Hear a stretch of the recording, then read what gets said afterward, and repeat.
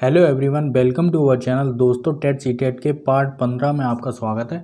हम लोग इसमें भी 5 सवाल लगाएंगे। सबसे पहला सवाल है इकाई का अंक निकालना है। ठीक है, कुछ संख्याएं दे दी जाएंगी, उसके ऊपर पावर दी गई है, पता करना होगा कि इकाई का अंक क्या होगा। ठीक है, यहाँ पर सिर्फ आधार में एक ही संख्या है। ठीक है, यहाँ पे आधार में सिर्फ एक ही संख्या है। अगर 2 संख्याएं होती या 3 संख्याएं होती तो हम लोग इकाई का अंक ही लेते। सबसे पहली बात तो ये समझनी है। दूसरी बात समझनी है, घात में 4 का भाग देना है। ठीक है, तो क्या करना है, इस वाली घात में हम लोग क्या करेंगे, 4 का भाग देंगे। ठीक है, सभी घातों में अलग अलग देंगे। उद्देश्य क्या है कि हम लोगों को शेषफल निकालना है। ठीक है, तो सबसे पहले हम लोग इस वाली घात में 4 का भाग दे देते हैं। ठीक है, तो जल्दी भी वीडियो पूरा करना है क्योंकि वीडियो बड़ा हो जाएगा, तो इसलिए हम लोग शॉर्टकट में करेंगे। 4 एकम 4। ठीक है, यहाँ पर 2 आया और 5 आया। 4 छिंग 24। यहाँ पर जो शेषफल आया है वो 1 आया है। ठीक है, इसी शेषफल से हम लोगों को मतलब है। अब हम लोग ये वाला कर लेते हैं। 4 का भाग देंगे, 5 और 9 59 में भाग देंगे। इसमें शेषफल आया है कितना, 3। अब हम लोग इसमें भाग देते हैं। ठीक है, यहाँ पे 71 लिखेंगे और 4। हम लोगों के सामने इसका भी शेषफल आ गया। ठीक है, तो हम लोगों को तीनों शेषफल पता चल गए, इसके। अब हम लोगों को करना क्या है कि इस वाले शेषफल को पावर बनानी है। किसकी पावर बनानी है, इस आधार की पावर बनानी है। अगर 2 संख्याएं होती तो इकाई के अंक की पावर बनाते।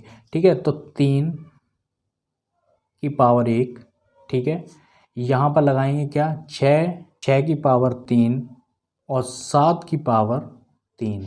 ठीक है, ये इसका है, ये इसका है और ये इसका है, तो 7 की पावर 3 हो गया, 6 की पावर 3 हो गया। ठीक है, इसे हम लोग सॉल्व कर लेते हैं। 3। ठीक है, तो इसका मतलब इसका जो आंसर आया वो 3 आया। ठीक है, इसका क्या होगा, 6 गुणे 6 गुणे 6। ठीक है, सिर्फ हम लोगों को इकाई के अंक से मतलब है बस। ठीक है, तो यहाँ पर 36 है, 36 हो गया गुणे 6। फिर से हम लोग इकाई इकाई का अगर करेंगे तो कितना आ जाएगा, 36 ही आएगा। 36 का 6। ठीक है, सिर्फ इकाई का अंक लेंगे हम लोग। ठीक है, इसमें देख लेते हैं, 7 गुणे 7 गुणे 7 49 गुणे 7। ठीक है, यहाँ पर कितना हो जाएगा, 49 गुणे 7, 9 सत्ते 63, 63 की 3, 6 नहीं लिखेंगे। ठीक है, तो यहाँ पर इकाई इकाई का अंक पता चल गया, 3 6 3। अब हम लोगों को बस एक काम करना है, ये जो 3 6 3 आ रहा है इनका गुणा कर देना है, 3 6 और 3। ठीक है, इसका करेंगे, 6 18 गुणे 3, ये वाला। ठीक है, 18 तिया 54। ठीक है, ये जो इकाई का अंक है यही आपका आंसर है। इस सवाल को फिर से शॉर्ट में समझ लेते हैं। जो घात होती है उसमें 4 का भाग देते हैं। ठीक है, भाग देने के बाद जो शेषफल आता है, इस शेषफल को आधार की इकाई का, यानी कि अगर आधार में जो इकाई का अंक है या फिर अगर एक ही अंक है उसकी पावर बनाते हैं, उसकी पावर बनाते हैं। ठीक है, जब उसकी पावर बना लेंगे तो जो इकाई का अंक आएगा, जो भी इकाई का अंक आएगा उनको फिर से हम लोग गुणा कर देंगे।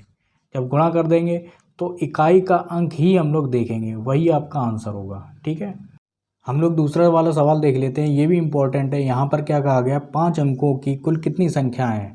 ठीक है, यानी कि जो अंक 5 अंकों के होते हैं, मतलब जो संख्याएं 5 अंकों की होती हैं, 1 2 3 4 5। ठीक है, वो कितनी संख्याएं हैं। ठीक है, यहाँ पर देखिए, हम लोग सबसे पहले बड़ी संख्या पता करेंगे 5 अंकों की। जब भी बड़ी संख्या पता करेंगे तो हमेशा बात कहाँ से शुरू होगी, 9 से शुरू होगी।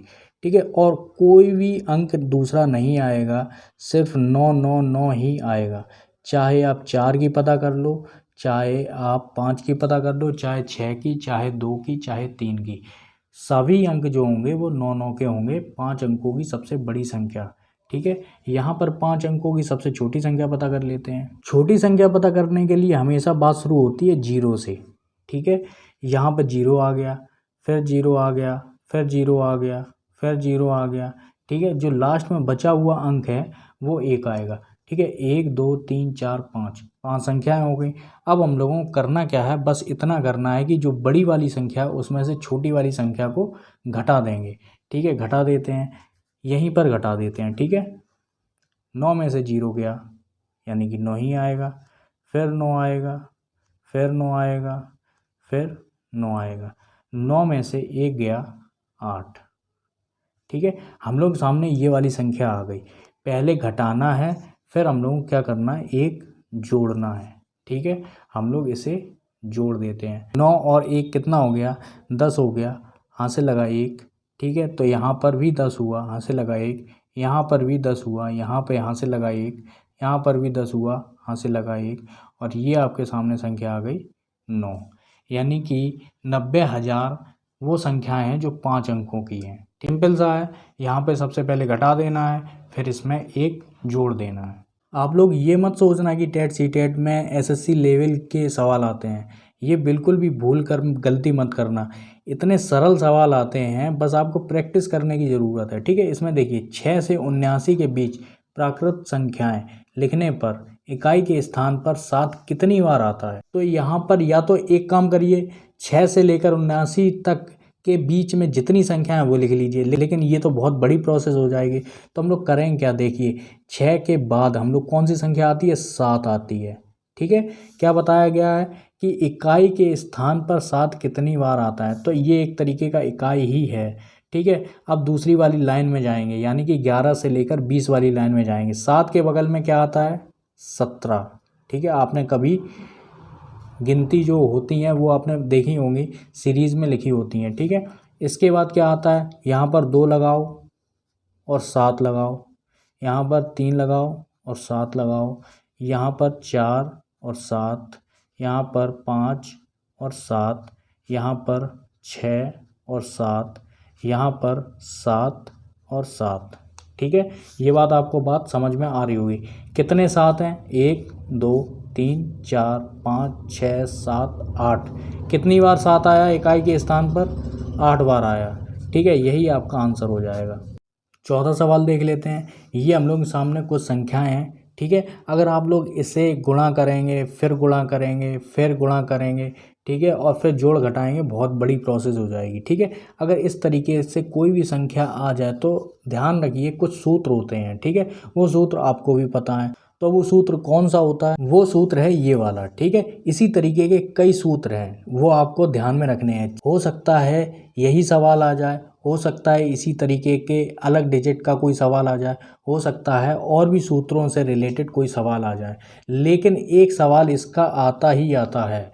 ये बात अपने दिमाग में रखना, यानी कि इन सूत्रों का यूज करते हुए एक सवाल जरूर आएगा। तो आपको बहुत ध्यान से देखना है कि कहीं इन सूत्रों का यूज इसमें तो नहीं हो रहा है। तो ये देखिए, यहाँ पर a², ठीक है ना, b², ठीक है, -2ab, ठीक है, उसी तरीके का है। तो ए भी देख लेंगे, ये वाला तो हम लोगों के सामने है ही। ठीक है, बराबर के इधर वाला करना है, तो ये हो गया ए, यानी कि ये हो गया ए, ये हो गया बी। तो देखिए 287 - 269 का होल स्क्वायर।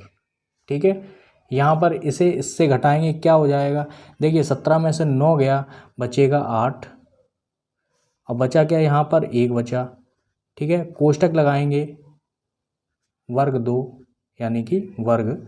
ठीक है, 18 का वर्ग क्या होगा, 324। ठीक है, यही आपका आंसर हो जाएगा। ये जो आपके सामने 5वां सवाल है बहुत ज़्यादा इम्पोर्टेंट है और पूछा भी जाता है। ठीक है, यूपी टेट के 2013 में भी ये पूछा गया। ठीक है, तो यहाँ पर जो अभाज्य संख्या है वो कौन सी है, जो सबसे छोटी है, वो अभाज्य संख्या दोस्तों है 2। ठीक है, और भाज्य संख्या जो सबसे छोटी है वो 4 है। ठीक है, ये अपने दिमाग में हमेशा रखना। वैसे तो इसे छोड़कर सारी अभाज्य संख्याएं क्या है, विषम है। और यहाँ पर देखिए भाज्य क्या है, 4 है, सबसे छोटी संख्या भाज्य। अभाज्य को एक बार फिर से समझ लेते हैं। अभाज्य वो संख्याएं होती हैं जो 1 से कटे, यानी कि 1 से भाग चला जाए या स्वयं से भाग चला जाए। ठीक है, या फिर स्वयं से भाग चला जाए, जैसे कि ये एक अभाज्य संख्या है।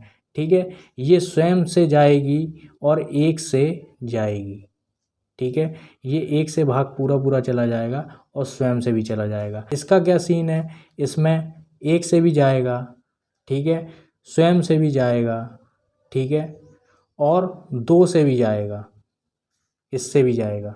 ठीक है, यानी कि कोई अदर संख्या से भी जाएगा, इसका मतलब ये है। तो अगर आपको ये वीडियो अच्छा लगा है तो लाइक करिए, सब्सक्राइब करिए। पूरा वीडियो देखने के लिए आपका बहुत बहुत धन्यवाद।